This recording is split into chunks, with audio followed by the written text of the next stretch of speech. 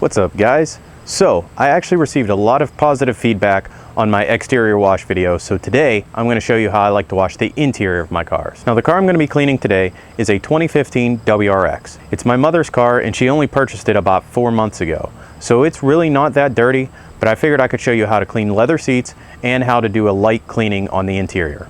Now when I'm cleaning, there are a few rules that I generally like to follow. Rule number 1, if it's already clean, don't clean it. I know that sounds like a really simple rule, but it makes sense, right?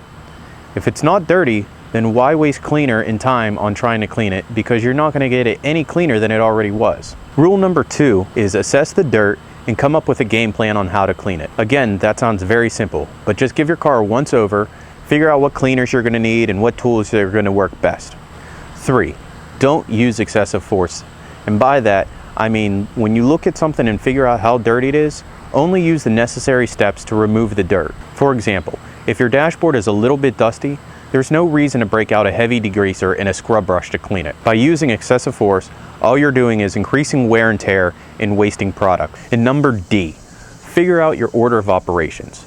I personally like to start at the top and work my way down. That way I don't have to worry about dirt or dust or any cleaners falling onto a surface that I already cleaned. Now, today I'm going to be using, I have my vacuum cleaner here, I have Shag fabric cleaner, I have lather, which I'm going to use for my leather, I have mousse, which is going to condition the leather, I have Windex, I have an applicator pad, I have microfiber towels here, and assortment of brushes.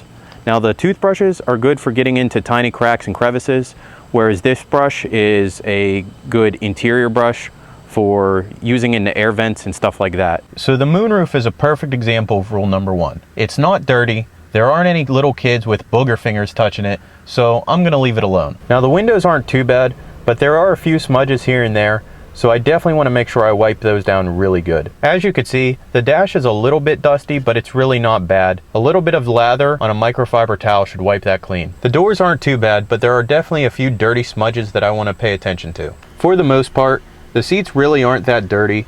They just have a little bit of dirt and dust in the crevices. Now coming over to the driver's side of the car, the steering wheel, the emergency brake, and the shift knob are all quite a bit dirtier than the rest of the car, but they're still not too bad. Some lather cleaner along with a toothbrush should clean it up easily. Now as you may expect, the floor mats in this car also are not very dirty.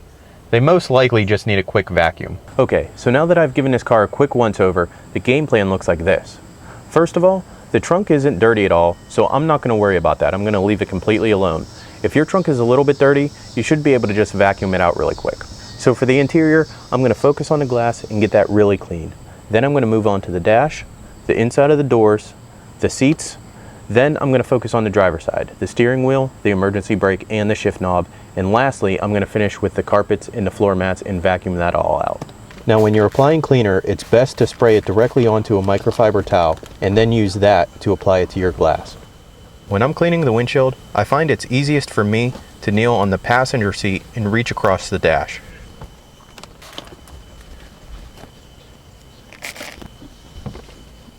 The same applies for the rear window.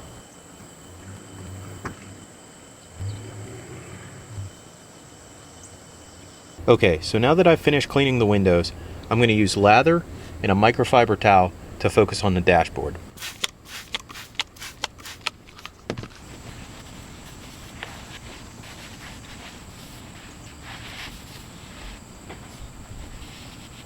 So now that I've finished the dash, I just need to focus on the vents and then continue down the center console.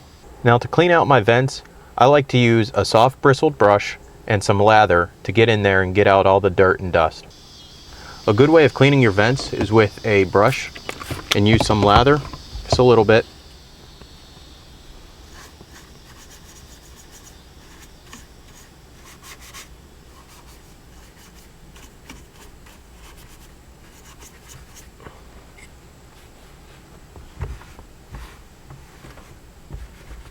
For the touchscreen, I like to use a microfiber towel with one short spray of lather.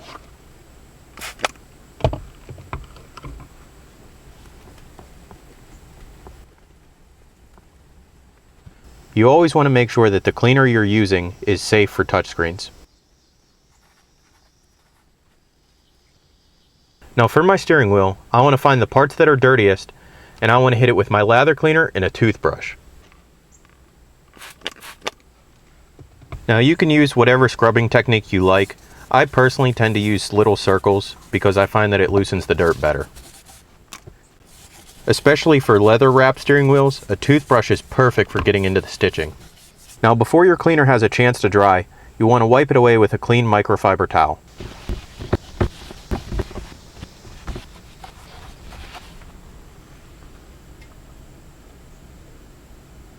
Now for my shift knob and emergency brake, I'm going to use the same technique. I like to give it a little bit of time to soak in and break up that dirt, and then I get to scrubbing.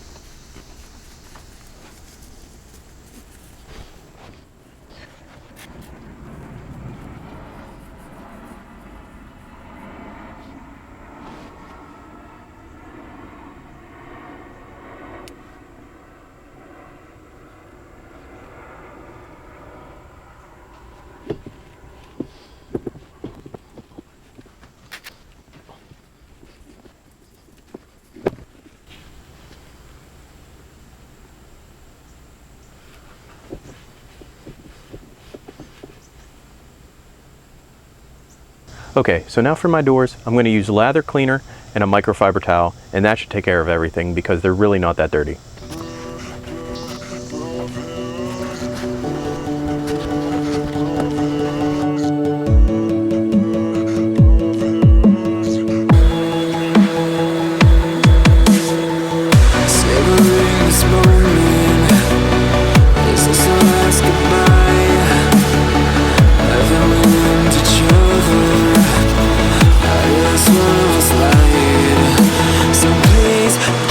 Okay, so for cleaning my seats, I'm going to use lather to clean them, and then I'm going to condition the leather with this mousse so it doesn't dry out and crack. I wanted this love to survive. Now when I look in your heart,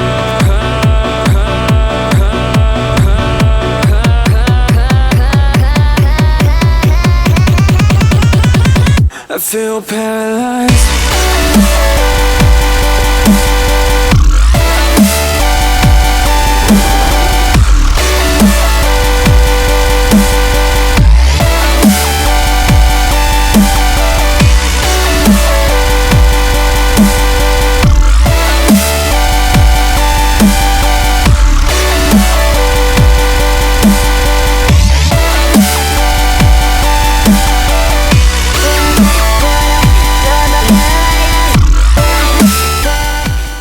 Okay, so at this point, I have cleaned the back seats, but I have only applied conditioner to the left-hand side.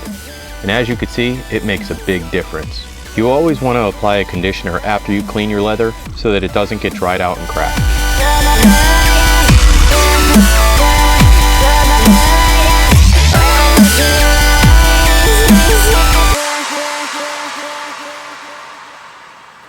Now I know it's over. I see you passing by, hand in hand, with your perfect light.